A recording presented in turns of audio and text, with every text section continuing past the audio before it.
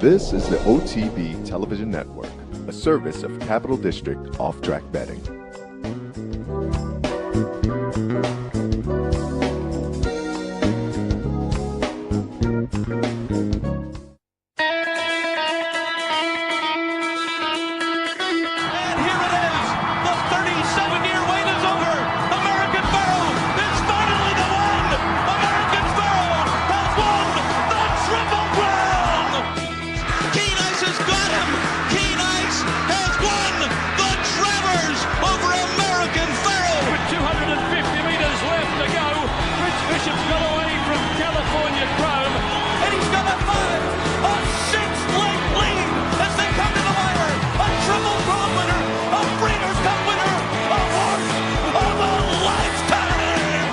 Broadcasting live from the Capital OTB studios, this is Racing Across America with Seth Merrow.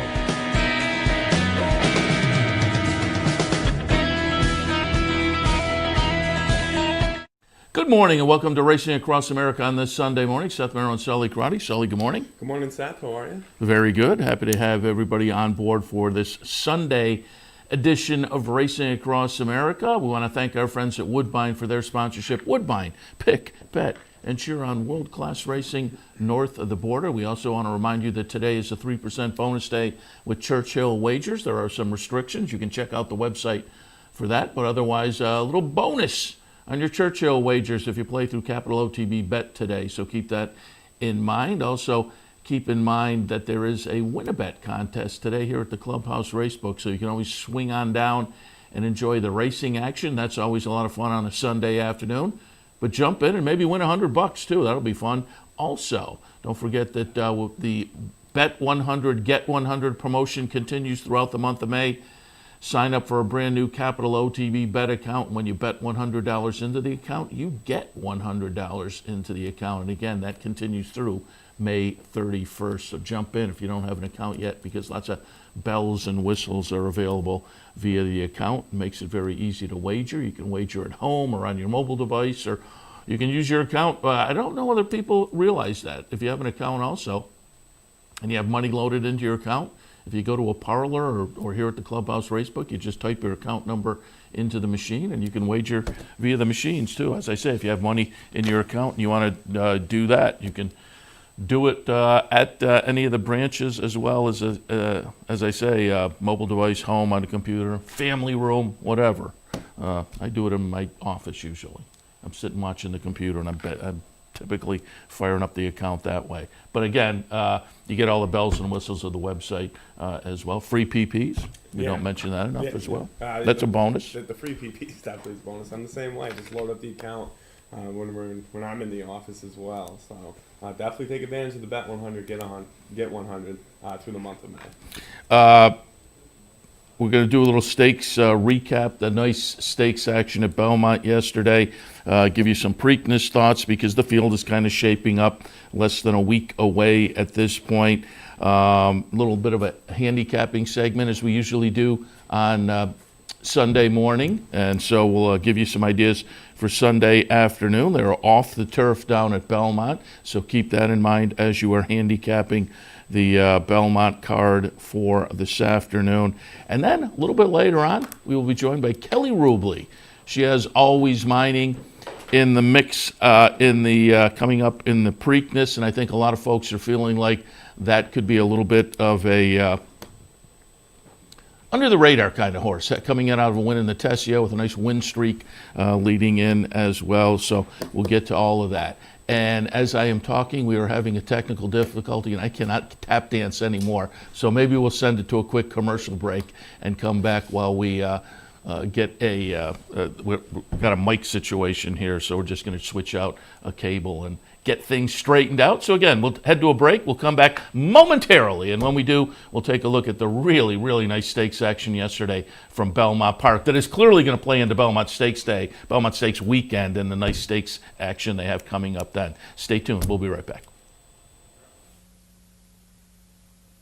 Pick, bet, and cheer on live racing from Woodbine and Mohawk Park. thoroughbred and harness action. The wagers are just the beginning. Watch award-winning broadcasts covering both breeds, incredible battles contested over the most unique grass course in North America. Experience the full fields with over 130 thoroughbred and 160 live harness days. Get access to free handicapping material and join the ranks of Woodbine and Mohawk Park players from all over the globe. For more information, visit woodbine.com.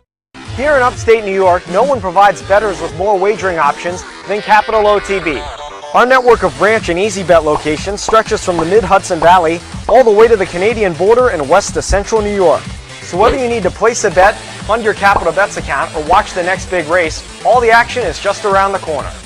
A full list of our branch and easy bet locations can be found online at capitalotb.com. Capital OTB, the better and most convenient choice for wagering in upstate New York. No matter where in the world you are, the excitement of wagering on horse racing is just a click away. You'll get live streaming, past performances, race replays, our virtual tote board, analysis and selections from professional handicappers, a simple, safe, and secure wagering platform, and best of all, you get track prices. CapitalOTBBet.com. Bet any place, anytime at CapitalOTBBet.com. And be sure to download our new mobile app from the iTunes Store or Google Play. What if there was a way to become a better horse player, to have a better knowledge of the game, to be more successful? What if there were a way to take what you've learned, what you know, and make better decisions, better choices, to know how to connect the dots? In horse racing, knowledge is a powerful tool, but not the only tool.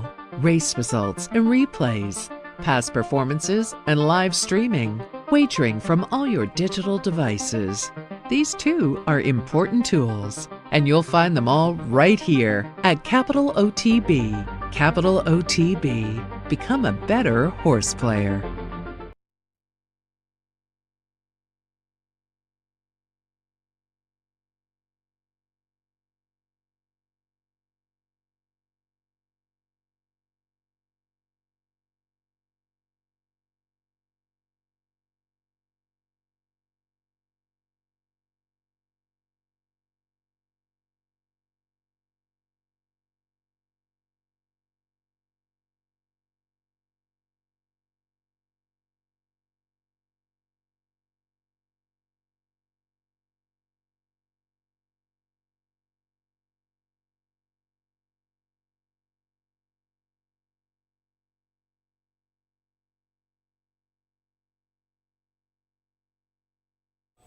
Welcome back to Racing Across America on this Sunday morning. Seth Merrill, Sully Crotty. We will shift our attention to the stakes action, the nice stakes action on Saturday at Belmont Park, and things kicked off early, Sully. Race number 1 was the Vagrancy. Nice field of fillies and mares going 6.5 furlongs. We'll watch the... I was going to go backwards just so I don't screw up everybody. Well, you tell me in the control room. Should we go chronologically from the first, or I sent it in from... Okay, all right. So we will go Man of War working backwards just to make it easier, because that's the way I sent it in. So let's start with the feature of the features. Again, there were 5 stakes races, but this was obviously the highlight of the day, and we'll play into the nice with the New York handicap coming up on Belmont Stakes weekend, the Man of War. And I like Channel Maker. I talked a little bit when I went off the air yesterday about Channel Maker, and I thought that horse had a little bit of an opportunity to perhaps provide an upset in the Man of War. And at 6-1 plus, $15.60, Channel Maker did it. But had to run down Hunting Horn. You had to think at the top of the stretch, Hunting Horn may run away and hide from this bunch, but he got a little short late and winds up getting past and runs 4th. Channel Maker makes the first run and gets up, but Arklow, who I really liked last year, I just couldn't quite pull the trigger yesterday in Arklow, but boy, he makes a nice late run. Channel Maker here, the number 8, goes by, but Arklow gets up late, and Magic Wand, the 4-year-old European filly from Aidan O'Brien, gets up for 3rd, so it was a nice late run from her as well. Aidan O'Brien also with number 1 Hunting Horn, so his 2 European invaders run 3rd and 4th.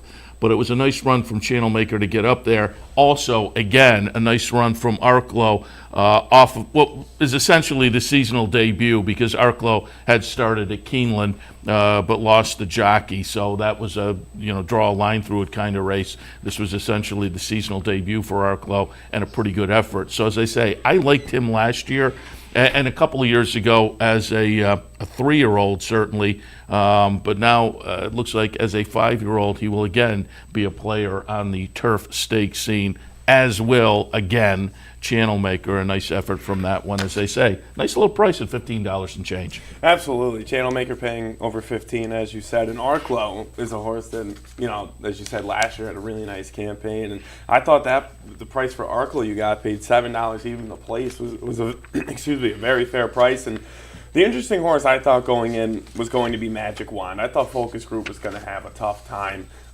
winning this race.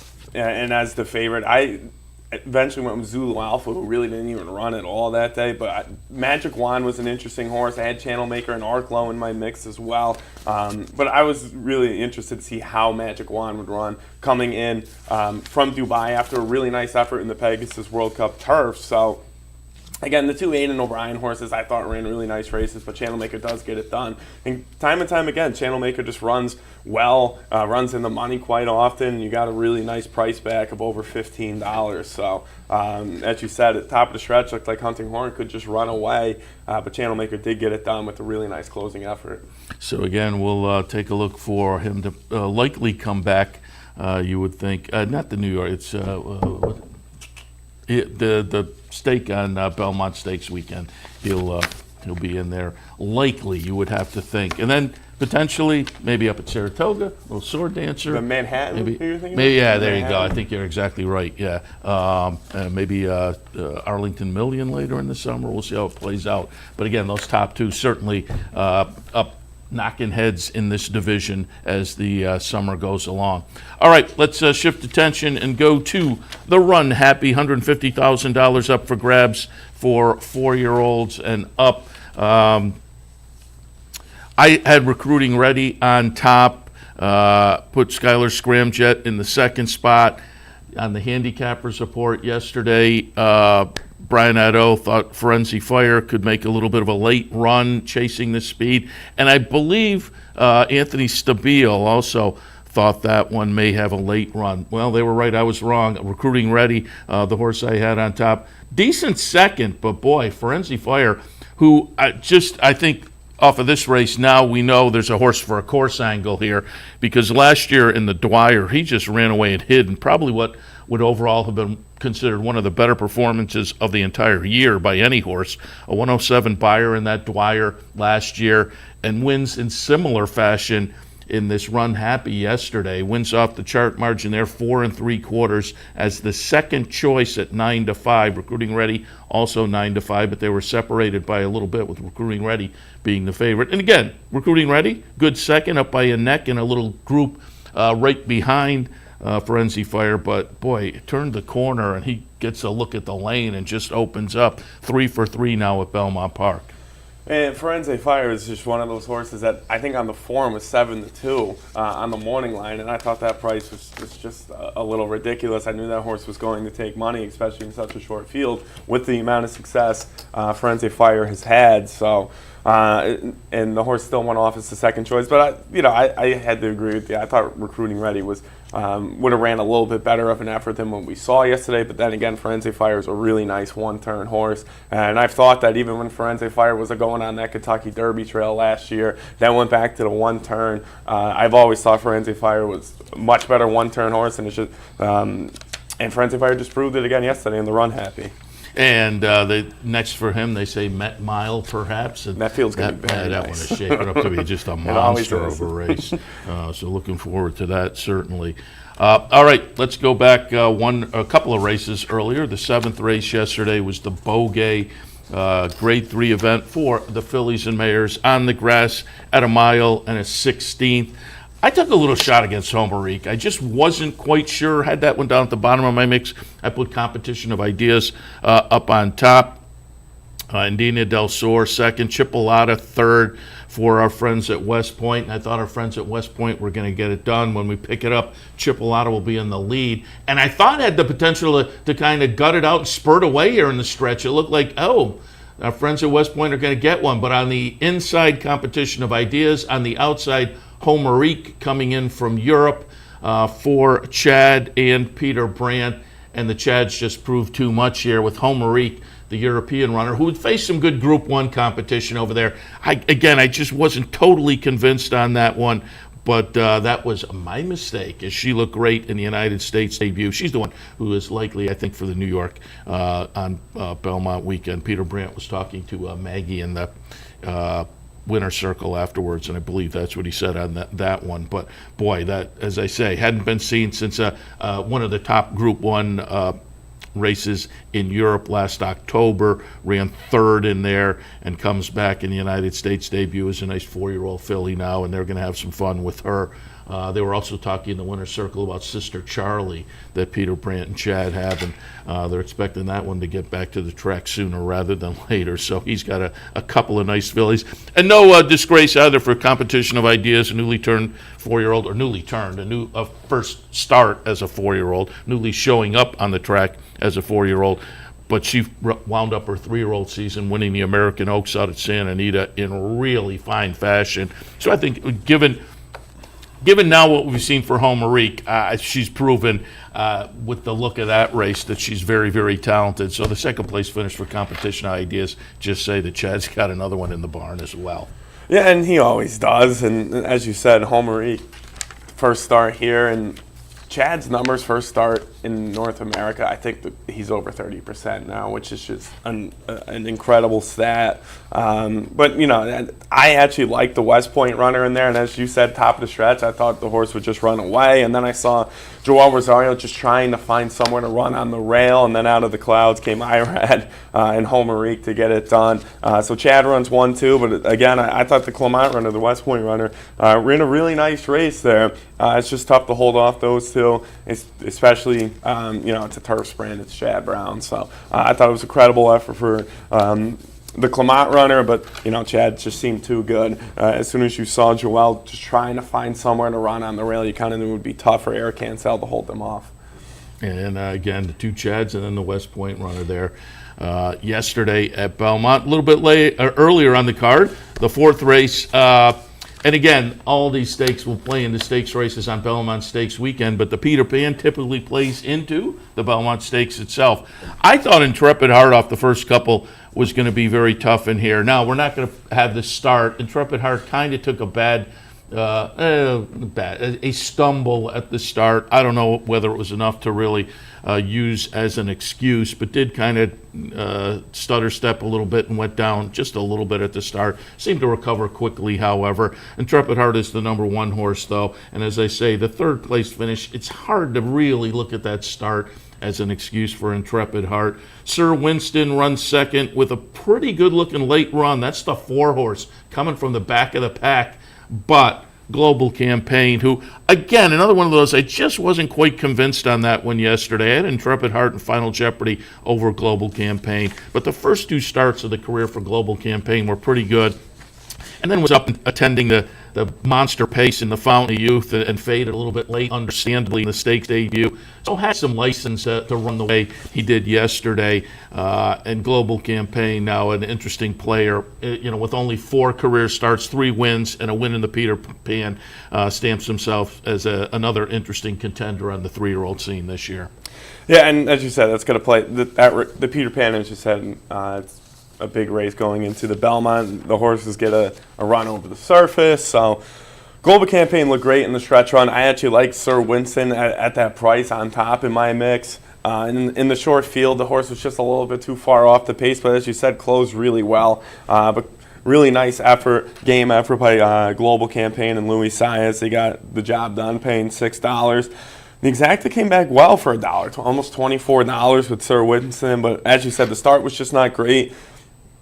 For the Pletcher runner, who went off around even money, or exactly even money. So I think that just, in the short field, it's tough to make up ground, especially that horse's type of running style. But next time out, you might most likely definitely get a better price than even money. So don't give up on that horse, because as you said, the start was not good for John Velasquez and Todd Pletcher. Yeah, and as we watched the stretch run there, and as I watched the race yesterday, I thought, well, Sir Winston is now going to be the wise guy horse in the Belmont Stakes if they elect to go. You get a big closing effort like that, but you also have to remember, not that the horse maybe won't take to the 1.5 miles, again, if they elect that direction, but people think, oh, extra ground, so that closing kick will be even more potent. But typically there's a place on the track where the jockey starts to make the run. And it's the same place whether it's 1.125 miles or 1.5 miles. And so he may have just as much ground to make up in the stretch in the Belmont Stakes, regardless of the added distance. But again, with that closing kick, Sir Winston, a lot of people will be buzzing, oh, at 1.5 miles, he'll be fabulous at that. They talked to Stan Huff in the winner's circle after the race yesterday, and he said they were just kind of trying to get through this one, and they weren't sure what was next. Andy Serling in the commentary on their show yesterday was saying it'd be interesting to see this one cut back to the Woody Stevens distance rather than the Belmont Stakes. But I think if you have the opportunity, I would be shocked if Sagamore and Stan Huff didn't move on. When you get a chance to win a classic, right? And these only come around once in the 3-year-old season. So you come out of a nice win in the Peter Pan, which over the years has proven to be a nice little launching pad for entering the Belmont Stakes. I would say they'll shoot in that direction. Yeah, you would think so. They should shoot in that direction, as you said, because it was a nice effort there. But then again, I don't think the Woody Stevens is going to be a bad landing spot, as that field's always really competitive. It was competitive the last couple of years, so it's going to be interesting to see where the connections want to go with Global Campaign. Vagrancy kicked off the day yesterday. It was race number 1 kicking off the stakes action. The Vagrancy for fillies and mares going 6.5 furlongs. I used Separation of Powers on top, and Dawn the Destroyer I thought was a little bit interesting underneath. Heaven's My Nicky I had in the 3rd spot. It's a Ron Paolucci runner for Bob Hess, and that one was out in front early. And as they turned for home, you thought maybe they'll catch her, but no, the number 2 horse, Heaven's My Nicky, kind of guts it out. Pacific Gale, once that one kind of got a little opening, made a nice late run and gets up for 2nd. Separation of Powers, a little bit of a disappointing 3rd place finish for that one, although hadn't been seen since a 4th place finish in the Cotillion at Park. So we'll give that one another race before we make any decisions on Separation of Powers. But boy, a nice run from Heaven Has My Nicky. Sentimental win as well, as named after Ron Paolucci's daughter who passed away, but comes in as an Ohio bred, picks up a graded stakes win in New York. And you look down and there's Mahoning Valley start. Sam Houston was out in the La Brea at Santa Anita, but before that some Mahoning Valley and Thistledown Ohio state bred stakes races.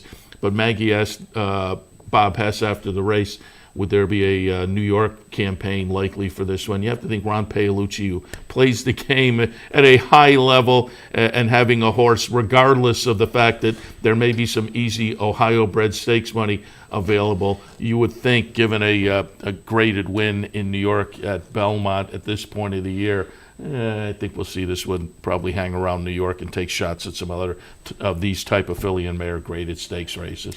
Yeah, you would hope so, because as you said, it was a nice effort for Heaven Has My Nicky, and the horse that's just was trying to find a spot, as you said, just keeps going to various tracks for Ron Paolucci, and a nice story with the horse, which you already mentioned.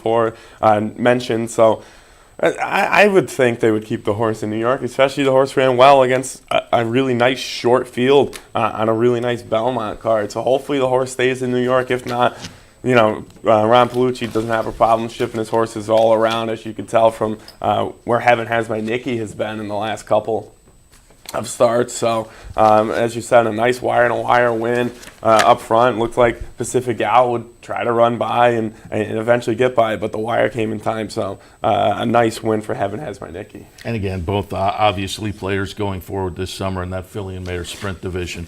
All right, before we go to our first break, maybe a couple of minutes taking a look at the potential Preakness field. I have over on Equidaily a link to free PPs for the contenders. I will note news over the past couple of days. Mike Smith will be riding Improbable, so no hard feelings from Bob Baffert in that Smith opted for Omaha Beach, potentially in the Derby over Roadster. He'll use Improbable in the Preakness. Country House out of training for a week or two, and probably almost certainly will miss the Belmont now as well as the Preakness. Went out to Rudin Riddle to get a workup after becoming ill. And again, it's just one of those, let's double check. We have now the Kentucky Derby winner. I don't think anything serious, as the headline on the piece read, may miss a week or two in the Belmont, but you would think we'll be back after that. But all of that adds up to, and I'm looking at the actual numbers here. Here we go. This will be the first time the Preakness doesn't have any of the top 4 finishers in the Kentucky Derby since 1951. This will be the first time it hasn't had the Derby winner since 1996 with Grindstone. But since 1951, first time the Preakness hasn't had at least one of the first 4 finishers in the Derby, which maybe sets it up nicely for Alwaysmining, and our guest a little bit later on, Kelly Rubley, and her really nice Maryland-based runner coming out of the win in the Tessio. And that one, top of the PPs, and again comes in with the nice win streak. We will talk to Kelly Rubley about Alwaysmining in just a little bit. Improbable, maybe the favorite in the race, and it's interesting. Improbable potential favorite for Bob Baffert in the Preakness. It would be a favorite without having a win this year as a 3-year-old. A couple of second-place finishes down at Arkansas on the Rebel in the Arkansas Derby, and the 5th-place finish moved up eventually in the Kentucky Derby. Interesting there. Mark Hennig has Bourbon War. Owendale coming out of the win in the Lexington is interesting to me from Brad Cox. Signal Man, Ken McPeak, this one may be interesting. They opted not to go on the Derby AE list and point directly for Baltimore and the Preakness. The third in the Bluegrass, I have a feeling that was maybe a little bit better than it looked. Win ran second, obviously, in that Bluegrass, and is expected to come back from a little bit of a disappointing performance in the Kentucky Derby. Laughing Fox is in from that Oaklawn Invitational, which was a win-and-you're-in kind of situation for the Preakness. That one for Steve Asmussen. Another twist of fate is going to be interesting for Blaine Wright. The win in the El Camino Real Derby was also kind of a win-and-you're-in for the Preakness. They also could have gone to Kentucky and kind of sat on the AE list, but Blaine Wright, the trainer, said, we'll go out to our base in Northern California and prep for the Preakness.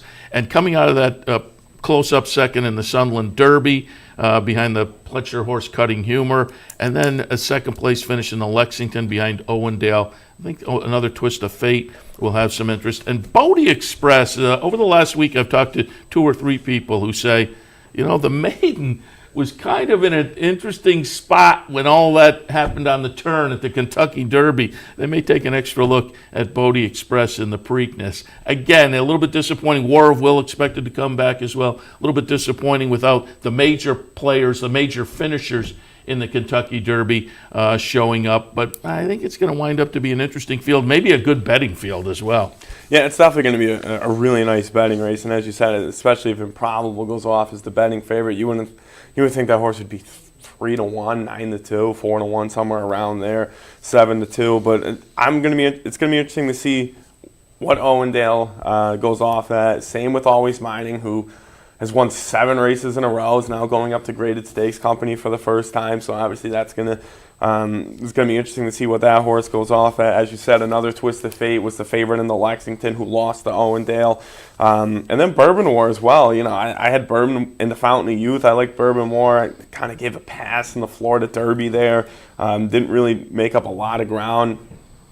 So it's a nice field. It's going to be a great betting race, especially, right as of right now, you would think the favorite's going to be Improbable or Owendale or most likely one of those two. So all in all, it's going to be a really nice betting race. The undercard's always great at the Preakness as well. But another horse that I'm going to be interested to see is War of Will, who is not going to go off at 17-1 like in the Derby, but should still be a very fair price, and has had a really nice Derby trail with the exception of the Louisiana Derby. So obviously it's a big weekend there. It's a little upsetting we're not getting Country House, but it's unfortunate the horse got hurt. Same with Maximum Security and Code of Honor, who ran a really nice race in the Kentucky Derby. Shrek McGahee not deciding to go there to the Preakness, but going to be a really nice betting race. Obviously looking forward to it. And as you said, no hard feelings with Bob Baffert and Mike Smith, who will be aboard Improbable. Yeah, and if you haven't seen it, I have a link on Equidaily.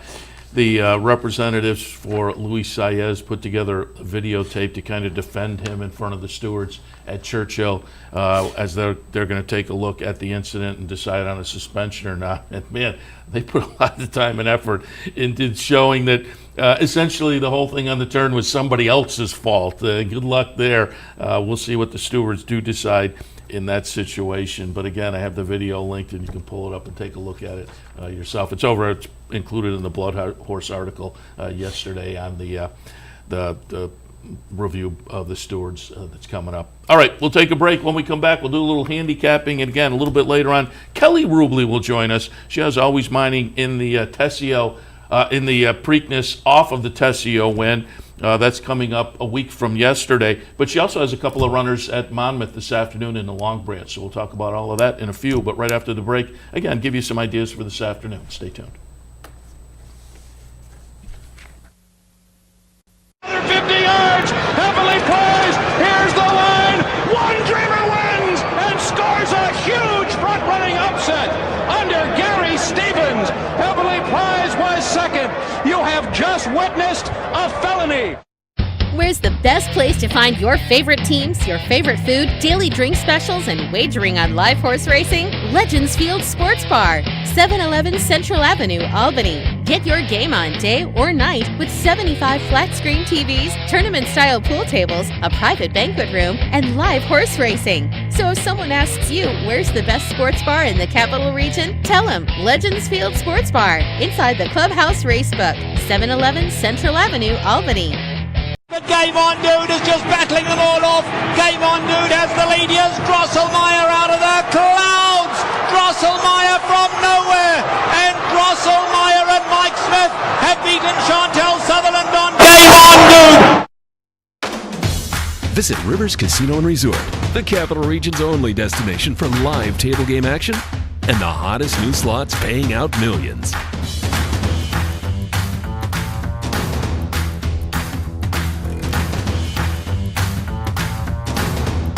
And they're off. Horse betting is now at Rivers Casino and Resort with Capital off-track betting terminals and live tellers located just off the gaming floor at Van Slicks. Get in on all the action at Rivers Casino and Resort. Welcome back to Racing Across America on this Sunday morning. Seth Merrill and Sully Karate just did a little stakes review. Lots of nice stakes action yesterday, obviously, at Belmont Park, but there's some stakes action today as well, not only at Belmont, and we'll hit on some of that potentially, but also up at Woodbine on this Sunday afternoon. Woodbine and their upcoming 8th race is the Fury. These are 3-year-old fillies that will go 7 furlongs. Sully's going to take a look at this 8th at Woodbine. What did you see? 3, 7, 6, and 5 in the 8th, and it's a really nice race as well. It's going to be tough, I think, to beat the 6, who's going to be a short price, but I'm going to try with the 3, who's at 4-1. Gary Boulanger is going to be aboard for Norm McKnight, a horse that's ran well in the entire career. Has ran in state-bred stakes and restricted stakes, won a restricted stakes, 3 starts back, came in second by 2, behind a nice horse in Dundrum in December at Woodbine. So that was a horse going a mile and a 16th. Now cutting back to sprinting, where the horse has had a lot of success the first 3 starts. And I'm always a big fan for a horse that's going to be forwardly placed, has been forwardly placed in route races, ran nice second place efforts stretching out to that route race and then going back to a sprint race. So that's where I'm looking. I'm going Silent Mistake, Norm McKnight's barn. It's picking up exactly where they left off last Woodbine meet, 43%, 17% in the stakes races, and the horse has been working out fantastic, including a bull at work. Ranked 1 out of 67 on April 27th at Woodbine. So I'm going to use the 3 on top. The 7 is Western Curl, and there's a lot of speed in this sprint race, as there should be. Western Curl is a horse that's going to come from way off the pace. Should be sitting 4, 5, 6 lengths off the lead like we saw in some optional claimers. A horse that had a nice closing effort going a mile and 16th as well at Woodbine in a state-bred stakes race. But in those optional claimers, non-winners of one other than, the horse was competitive at going a mile on the turf at Aqueduct and then going the one-turn mile on the dirt at Gulfstream. So I think getting back to Woodbine, where the horse has ran a nice, credible race in a stakes race, going a route distance, now going to cut back, and again, has a really nice closing effort. So I'm going to use Mark Cassie's runner at the 6-1 price underneath. And then the 6 is your big favorite, Intangia Roads, going out for Stronach Stables. Citadard trains. Enrique De Silva is going to be aboard. 34% for De Silva. He had, I think, 7 wins a couple Sundays ago, and he won 7 of his 8 mounts. And this is a horse that raced a little bit better, I thought, last time out. Lost to Sister Peacock, who looked great going into that race in good form. So I think the 2-1 price is fair. I'm just going to try to beat the horse based off the last effort. That was a really nice 9-horse field, but I think there's a lot of speed in here, and De Silva's going to have a tough time at a short price. So I'm going to use the horse cutting back for Norm McKnight, a barn that's winning 43% on top. In the 8th at Woodbine, the Fury, 3, 7, 6, and 5. So that's going to look at a couple races in New York. First race is going to look at is the 4th race at Belmont Park. This is a maiden special weight, going 6 furlongs. And again, they're off the turf at Belmont today, which kind of limited my options. I wanted to look at some Belmont races. But I took a look at this 4th because we may get some value here. Our friends at West Point have Sneakiness, who 9-2 on the morning line. If the morning line idea holds up, I think this one could be sneaky good. Buy Into Mischief. I like Into Mischief runners as being the type that wins sooner rather than later. And this one, an okay 3rd in the career debut, but I think that's one potentially to build off of, particularly since that was last October, and we now have the layoff, so we could get that 2 to 3-year-old maturity. A couple of nice-looking bullet workouts underneath signal that the horse is probably in good form, and maybe we will get that move forward right now. So I have it 6, 5, 1, and 2 with Sneakiness on top. Fortune's Fool, I would expect to take the action and help our potential morning line price hold up, as well as not Lion Dance.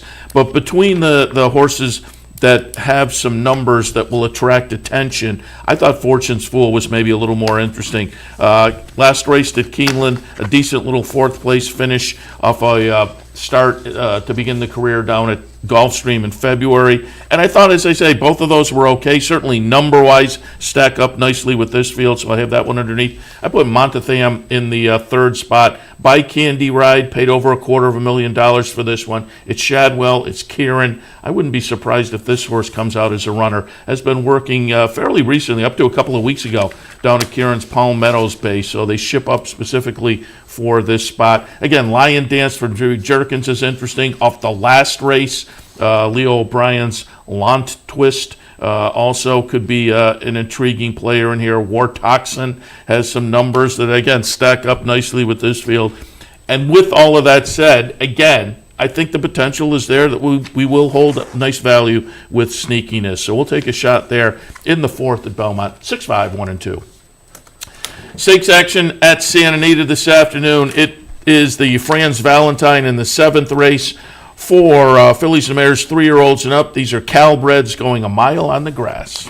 Yeah, this is a nice betting race as well. I think the favorite will sit at that 5-2 price, and I couldn't look away from the favorite in this spot. I went 9, 6, 1, and 4 in the Franz Valentine. The number 9 is going to have Flavian Proud aboard. Mark Glatt sending this one out. Glatt 20% with the stakes races, and this is a horse that has a really nice closing kick from a stalking roll. And if you're looking for a horse for course angle, this is definitely the horse. 3 for 3 at Santa Anita. This is a horse that's going to go stretching out from going down the hill at 6.5. So now you get Flavian in the irons for the first time, and a horse that has a really nice closing kick. You get a nice turf rider in Flavian, who's winning 26% of his mounts at Santa Anita. I was tough for me to look over this horse. This horse is a perfect 4 for 4 on the turf. I don't think the stretch out's going to be an issue, especially where this horse is going to break from, where this horse should be placed around 4th or 5th, a couple lengths off the lead. So I have Gypsy Blue on top. The number 6 horse in the second spot is Fiery Lady. Mike Smith will be aboard, and this is another horse that I think should be in the stalking role, but could be forwardly placed. And this horse coming in from sprinting, the stretching out, and most of the route races this horse has ran was on the dirt at Golden Gate. But this is a horse that's 3 for 3 at the distance, and a horse that should be forwardly placed in a race that does not have a lot of speed. The speed of the race should be Queen BDU, who we're going to use in the 4th spot. But I think Mike Smith's going to position this horse in a really nice spot, and this horse has been competitive going down the hill at Santa Anita twice in stakes races. So I'll use Fiery Lady in the 2nd spot, and then the 1 and the 4 underneath. Queen BDU is going to be the speed in this race. So this horse potentially could go wire to wire. We saw that a couple starts back. Was competitive in a state bred stakes going down the hill 3 starts back. And I didn't think the stretch out was bad the next time out, especially because this horse won pretty easily, going really quick numbers at the mile distance. So I'll use the speed in the mix, and the 1's the same way. Should be forwardly placed. And went really quick last time. I think a second start at the mile distance should be an advantage, especially for this one who ran in a grade 2, going quick up front, now dropping to a state bred stakes. I think Joe Talamo has a nice horse, just needs to break well from that rail stall. But in the 7th, the Franz Valentine at Santa Anita, 9, 6, 1, and 4. Set's going to look at the 7th race at Belmont. Race 7 at Belmont Park. This is an optional claimer. Non-winners to 2 other than going 6 furlongs on the main track. And again, not especially exciting, but again, with the options with off the turf races, making it limited. Go here and just give some ideas. 1, 2, 4, and 6. Bluegrass Jamboree comes in off a layoff since late March, but a couple of starts this year, February and March. The February start was a really nice win. The March start on a sloppy track kind of went in the wrong direction. But you look at the November race on a sloppy track, I don't think you then necessarily say, oh, well, if there's moisture in the track today, we have to shy away. I think this is one of those horses that maybe last time was just a little bit of an aberration, because you go on the PPs, there are some numbers over the past, 6 starts or so that are in one direction, in another direction. I'm going to hope we get closer to what we saw 2 starts back, and if so, Bluegrass Jamboree, very tough potentially. A horse that has been running well, last 5 starts, 3 wins and a second, 2 back, nice win. Last time a close-up second. That was in a stakes race, so Summer Punch dropping back into non-winners of 2 company, I think is a player off of what we've seen recently, an honor way for Linda Rice. Another one that I'll kind of draw a line through the last race and go back to the one before, and in fact, 2 and 3 starts and 4 starts back as well. I think number-wise against that stakes company is logical. Last time tried this kind, and as I say, was disappointing. But that, to me, just has the look of an aberration. I'll draw a line through it. In the 7th at Belmont, 1, 2, 4, and 6. All right, we'll both take a look at the 8th race at Belmont today. Stakes action, the Gold Fever, $100,000 up for grabs for 3-year-olds, sprinting 6. 1, 4, 7, and 2 for me. I think it's going to be tough to beat the top 2 in here. Call Paul and much better. But first, Call Paul. In the Bayshore Aqueduct, it just really wasn't a clean trip at all. Bobbled from the start. Was really wide. Tough to make up ground behind Mind Control and much better that day. Much better coming in for Bob Baffer, 4 to 5 on the morning line. Ran well in the Gotham, losing the Heichel. Was in the Bayshore last time out as your favorite that day. So the big question mark is, can this horse go 6? I definitely think the horse can, because should be on the lead the entire way. Let's just see if the Baffert runner could get there. $600,000 purchase out of Pioneer of the Nile. It's going to be tough to beat much better, but I'm going to try with Call Paul, because I think the Swale at Gulfstream it's a much more credible race. Topper T came back and ran well, same with Zenden. So I'm going to use Call Paul on top of much better. And then the 7 is Wendell Fogg. Ran in the Miracle Wood at Laurel going a mile distance. Ran a nice 4th behind Alwaysmining, who's won 7 races in a row, who's in that Preakness field. And Jeremiah obviously has a lot of success in New York, but this is a horse that I think should be sitting well right off the pace next to Call Paul and Much Better. In case of speed, they go really quick for actions. Wendell Frog at a price is going to be right there for Jeremiah Englehart. So that's the direction I went. I'm going to try to beat Much Better. I think Call Paul just needs to break a little bit better than what we saw in the Bay Shore to run a much better race. And again, I thought the swale effort was really nice down at Gulfstream. So in the Gold Fever at Belmont, I went 1-4, 7-2. I flip-flopped them 4-1-2-7. I put Much Better on top. Bob Baffer, trainee. Second in the Bay Shore last time behind Mind Control. Is stuck in New York for a while now. And not stuck in New York. He's been in New York for a while now. You would imagine in the barn of John and Tonya Terranova, typically Baffert horses stay there, but they're obviously doing everything right with a couple of bullet works leading into this. So I'll put that one on top. 4-1, 2-7 for me. All right.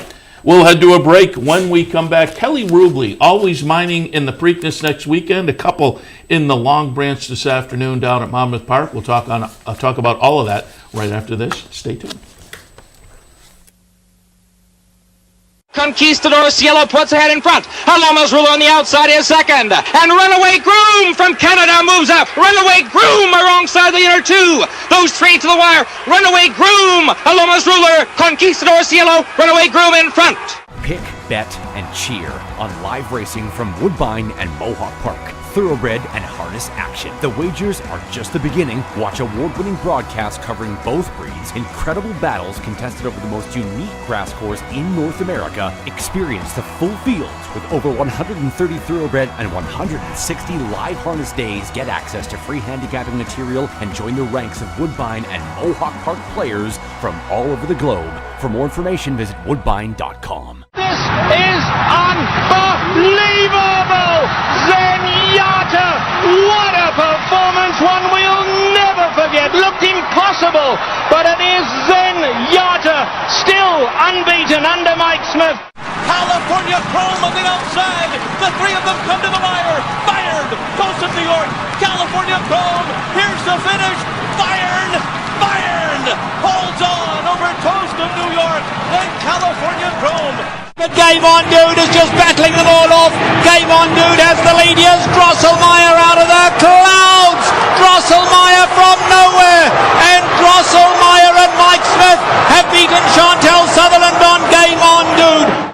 In a recent study of some of the top online wagering sites, Capital OTB won big in total player rewards, far surpassing some of the best-known wagering sites in America. While other rewards programs simply offer you points redeemable for gift cards, Capital OTB's rebates are paid to you in actual cash. Plus, Capital OTB gives you full and immediate access to your money. So if all you're getting now are points and gift cards, join Capital OTB Player Rewards today and get cash back. Visit CapitalOTBBet.com and sign up today.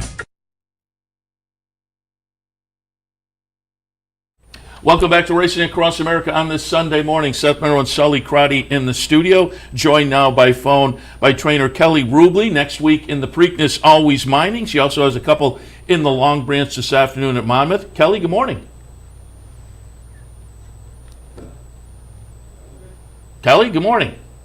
Good morning. Can you hear me? Oh, yeah, we lost you for a second, but now we have you. Appreciate your taking the time. I'm sure this is a busy week leading into the Preakness next week with Alwaysmining. Let's kick right off with Alwaysmining. I pulled up the replay from the Tessio. Alwaysmining will be the number 2 horse here. Wins by a chart margin of 11.5 for win number 6 in a row. Give me your takeaway from the Tessio.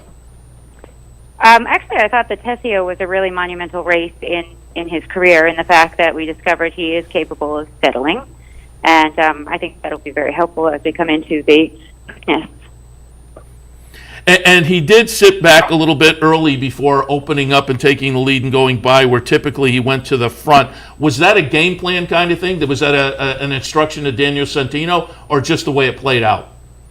Actually, it's just how it played out. I mean, our intentions were to try to make the lead, but if we didn't, then to kind of settle and work him to the outside, and that's exactly what he did, and it worked out beautifully. And again, it was win number 6 in a row. He has looked great down there at Maryland, particularly since moving into your barn. Has ripped off 5 straight stakes wins, including that Heft, which I thought was I went back to that race the year before, and I started to jump on that as a race that was interesting to me at the end of the year. He ended 2018 with a win in the heft in front of Win Win Win. That had to be impressive too, to end your 2-year-old season with a nice stakes win like that, giving you confidence you were going into the year with a nice 3-year-old. Absolutely. It raised a lot of questions of what our path would be, and so we opted to kind of take the conservative route and put him in an open stake at Laurel, and the rest is history. Yeah, now has won the Miracle Wood, the Private Terms, and the Tessio, which again has proven to be a nice launching pad for the Preakness in the past. Now you're based over at Fair Hill, and pulled up an article from yesterday talking about a workout. I guess it was on Friday, the workout, 48-1 for Alwaysmining, and I think we actually have a little video of that workout as well. Give us your takeaway from the workout on Friday. I thought it was a great work. He started off nice and relaxed and finished up strong and galloped out very strong. So it's exactly what we were looking for. And we're watching here, and this is Fair Hill. I always like to ask the trainers who are based there, how do you like the Fair Hill facility? How do horses like it? I'd love to get down there myself sometime. And the workout that we're watching is over the synthetic track there? It is. It's our Tapeta surface. We've had a lot of rain this spring, and it's been a nice, consistent track to maintain this horse on, as well as the rest of mine. But Fair Hill's lovely. It has we kind of call it the country club for racehorses. we have turnout. We have lots of fields we can sail through. We have a dirt track as well as a Tapeta track, and when the weather allows, we also have a turf course that we can breathe on. So it kind of has a little bit of everything. And you were quoted in the article I read that his confidence level is getting better and better. He's getting more aggressive to breeze. How does that manifest itself? Well, it just seems, every time he comes back, his next breeze is even stronger. He gets a bit aggressive as you're heading into the pole. He has a pony that goes with him to start him off, and it's just, it's been fun to watch because every time he's come back from a race, he seems to be that much happier with himself. So we're hopeful that, he certainly has earned his opportunity to give the Preakness a shot. And so we're kind of very excited and can't wait to get there. Describe him a little bit, because I'm curious. Again, you look at the PPs and you see those one down the last half dozen races, and a lot of ones underneath. He just seems to get to the lead and then open things up in the stretch. And as I say, a string of stakes races as well. So describe him. Does he stand out amongst other horses? When you look in the barn, do you automatically get the feeling you're looking at a special horse? He has a very nice presence about him. He's very cool and nice horse to be around. So he gives you a presence of confidence, I guess I would say. He's relaxed. He goes to the track like a pony himself, and but gallops strong. So I would say when you watch him gallop, you can definitely pick him out of a crowd. What's the game plan going to be this week? What's on the remainder of the schedule as far as bringing him out to the track, and when do you head to Pimlico? Well, he jogged this morning, and we're going to stay here as long as we can. We have to be on the ground at Pimlico by noon on Thursday. So he'll train here on Thursday and ship after train on Friday at Pimlico and run on Saturday. Very good. We wish you a lot of luck, certainly. And you got a couple starters here this afternoon at Monmouth, and just how is pretty good year in Red Gum going into that stakes race this afternoon at Monmouth? We've actually scratched pretty good year, okay. And we're running Red Gum. He's going into it. We gave him a little time to rest. He's had about 5 weeks between races, which is an ideal horse. He's another young horse that continues to develop. He actually has run on the slop quite nicely, so the rain today is not really discouraging us any. Yeah, we have the video from the race 2 back, the allowance optional claimer that was on a muddy track, and Red Gum is going to be the number 5 horse here. Subsequently ran 6th in the private terms. So what was your takeaway from the stakes race? Because, boy, the effort 2 back was very, very good in the slop. It was. And, the stake race, it was a difficult spot to put that horse in. Certainly we were, just taking a chance, and I think he had a pretty rough trip. If you watch the video, he was wide the whole time, and he came back from it in good shape, and that's all we can ask for. So now we're taking a little bit more of a level start, a next step, a little bit easier spot for him, hopefully. Nice 4-horse field or 5-horse field, whatever it's going to come out to be today. So. And I'll ask you as a trainer, because again, we're just watching him come under the wire in that optional claimer, 2 starts back in the mud.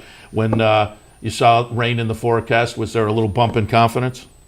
Absolutely. I've been watching the weather all week, and kind of you hate to pray for rain because it takes everyone off the turf, but it doesn't bother me in this case. And before we let you go, Kelly, just want to help to introduce the audience to you a little bit, because I was reading your bio information last night on your website. People can check that out as well. But you grew up in central New York. We were talking before we went on the air, about an hour above Syracuse, and you started off in the kind of the horse world, show jumping and eventing, fox hunting as well. Correct, yes. I grew up, as we talked about, I guess it's called Pulaski. It's right on Lake Ontario. It's a great area to be in the summer, not so much in the winter. A lot of snow, a lot of lake effect snow there. But we started out, there's not a lot of horses where I grew up, so we started out on the quarter horse circuit in the show jumpers and hunters, and kind of eventually got an event horse and kind of found this area. So I started shipping down here every weekend to compete my event mare, and decided that this is the area I wanted to relocate to. So that's what we did. And then it was interesting also to read you had a degree in chemistry, and you spent some time as a teacher, a chemistry teacher, and a school administrator. So I have to ask, that is not the normal path. I'm assuming you always must have had that in the back of your mind. However, how did you transition from teaching to training? Well, it was actually biology was my major, chemistry was my minor, and it's just, ever since I was a child, horses have just been a huge part of my life, and kind of living in the academic world for a few years and realizing that it's not really what my passion was, I opted to kind of take a step back and see what it was that I could do with the horse world, and took a job galloping with Barclay Tagg here at Bear Hill. And that's eventually I moved on to be his assistant, and then went to work for Jimmy Toner as his assistant here at Bear Hill as well. And kind of took the natural progression to going out on my own. A couple of nice guys to have an apprenticeship, so to speak, with. What was your takeaway from the time with Barclay and Jimmy Toner? They were both wonderful. Barclay was, he's an extremely hard worker himself, and he taught me how to do it. And it requires a work ethic, and certainly if this is, when I took the job as an exercise rider, my intentions always were to go on to be his assistant, with the end goal, obviously, of kind of going out on my own eventually. So, and he knew that going in, and was wonderful, walked me through it from the ground up, which was exceptional. I took the job with Jimmy Toner because his owners had purchased a barn at Fair Hill, and with Barclay I'd been moving all around and at different tracks, and so this was an opportunity to kind of get back to where I knew I wanted to keep my home base eventually when I started on my own. And folks may be familiar with a horse like the Visadero, who you've conditioned, and rooting earlier this year, and talked with the folks, Terry Finley and Tom Bellhouse for West Point. You've got some of their horses. But that was fun earlier this year with General Downs, who, first stakes win, I want to say 6 years old, right? Yeah. Yeah. General's a little superstar. Yeah, that was great. That was fun to see that. And then he ran, a couple of weeks ago down at Churchill too, right? He did, and he didn't really take well to that track. Yeah. And if you look back at his PPs, he's I guess maybe we should have thought about that before we shipped him. But he came back from it in great form, and we're kind of regrouping and going to find a really nice spot for him next time out. Yeah, excellent, because as I say, that was fun to see him win that stake earlier this year. All right, before I let you go, I guess I won't ask the question then. If chemistry was only your minor, I was going to toss you a question on the periodic table. You don't need to ask that. Send here. I'm only kidding, because I would. That's so out of my pay grade. I would even have trouble coming up with a good question on the periodic table. So yeah, then go for it. I know AU is gold, so I got that going for me. If I go on Jeopardy, there'll be one question in the category that I can get. Kelly, we really appreciate the visit, and again, we wish you a lot of good luck. Obviously, this afternoon with Red Gum, but certainly next weekend in the Preakness with Alwaysmining. Thank you so much. appreciate the visit. Kelly Rubley, again, Alwaysmining coming up in the Preakness off a really nice string of wins, stakes wins down at Laurel this season, and going to be fun to watch. A lot of buzz already building on that one as being one to watch coming up next Saturday. All right. We're going to wrap things up for this edition of Racing Across America. Gave you some thoughts on action this afternoon in the handicapping segment. Looked at the really nice stakes action from Belmont yesterday. Channel Maker, Forensic Fire, Homer Global Campaign, Heavens Has My Nicky. I think all potentially players coming up in a few weeks. Belmont Stakes weekend down there in stakes action. So, that the stake today, you would have to think potentially plays into the Woody Stevens. Yeah, there's a lot of stakes action, as you said, from yesterday and where these horses are going to place for the Belmont Stakes card. But definitely you would think, especially with Call Paul and then the Baffert run, you would definitely think Woody Stevens is an option at Belmont. So it's going to be an interesting race, especially I think if Call Paul could break better than last time. But again, Baffert's got a really nice horse in there, as you said, really nice bullet workout. So you would think Woody Stevens' potential landing spot. Off the turf today at Belmont. Keep that in mind. I'll be back in a couple hours with OTB Live for a Sunday afternoon. I want to remind you that here at the Clubhouse Racebook today, there is a $100 win-a-bet contest. We would love to see you down here. Come on down. I'm right in the back here in the TV studio, but I typically will go out to the front portion during the day a couple of times. So stop by, say hello if you see me walking around, and jump into the contest. Maybe you'll walk away with some extra money on this Sunday afternoon. Clubhouse Racebook, 711 Central Avenue in Albany. Don't forget the 3% bonus today on Churchill Bets with your Capital OTB Bet account.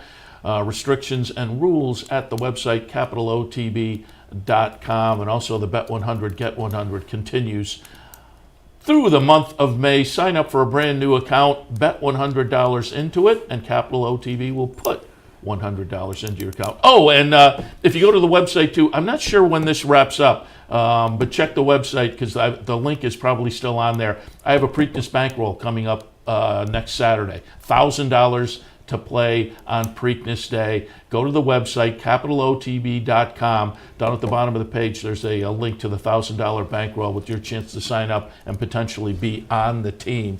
I'm looking forward to it. I'm looking to knock it out of the park. We'll see how that works out next Saturday. But again, check out the website, sign up, and get your chance to be potentially on the $1,000 Preakness bankroll team next Saturday. All right, I guess time to wrap things up. Any last notes? No, really nice for Kelly to stop by. As you said, Alwaysmining is won 7 in a row in the Maryland circuit, so obviously wish them a lot of luck. And as we said when we went over the Preakness, I'm interested to see what that horse goes off at, because those replays that we pulled up, the horse is a handful, so it's working out great as well. So it's going to be interesting to see what that horse goes off He's at. Getting some buzz. I think buyer-wise, the numbers might be a little bit late, but I also think he's one of those horses that just runs better every time and kind of is going to be interesting despite the number. Don't let the number scare you away if you're looking to think maybe it has to go forward a little bit. I won't be surprised if that happens, but we will certainly have plenty of Preakness talk as the week progresses. I should note, Sully and I Friday evening, and obviously I was in alone yesterday, so I didn't get a chance to say it with you. I'll let you jump in as well. Friday night we were up at Vernon Downs. Saturday Thursday afternoon we were at Saratoga Harness, did the trot tour, and then Friday night out at Vernon. My first visit out there, and I said it yesterday on the show, but I'll see if you agree. Nice facility. Yeah. I mean, we were in the box seat section. Very nice. Had the buffet dinner, and went downstairs at some point and watched what is probably their simulcast area as well. And it was a nice Friday evening out at Vernon Downs. Really appreciate their hospitality. Yeah, it was a great Friday, as you said, and it is a nice facility. There's a nice restaurant on the first floor as soon as you walk into the door, and then you said the simulcast area, it's really nice. So any weekend you want to go out there, because the Friday night card was great. I know they're running a matinee today because of Mother's Day, and they usually, I think, run matinees on the weekend. But it's a nice facility. It's about an hour and 10 minutes, hour and 20 minutes from Albany. It's very easy to get to. You get off the exit, you take one right turn, and then you're pretty much there. So if you you want to make the visit to Vernon, absolutely do it. And thanks again for Vernon for having us and setting us up with a really nice box overlooking the finish line. Right so on the thanks finish to them. line. Yeah, it was great. Really enjoyed it. And again, I'm glad you mentioned Mother's Day. I would have forgotten. Happy Mother's Day to all the mothers out there. And it's funny, a lot of racetracks, it's a very big day. They do a good business, and they get a good crowd in on Mother's Day, and obviously a good mix of people with the moms and families and whatnot. So it'll be, as I say, a big day at a lot of racetracks. I know we've talked to the folks out in Arlington in years past. Monmouth, it's a big day for them. I think Belmont today has some Mother's Day promotions as well. So it'll be a big day at the racetracks around the country. I always like to see that. And again, happy Mother's Day to the mothers. All right, we're late. We'll wrap it up. Sully, good luck to you. Good luck to you. And good luck to all of you. Thanks to our friends at Woodbine for their sponsorship. Woodbine, pick, bet, and cheer on great racing north of the border. Again, I'll be back in a couple hours with OTB Live on a Sunday afternoon. See you then. You're watching OTB TV, a service of Capital Off Track Betting.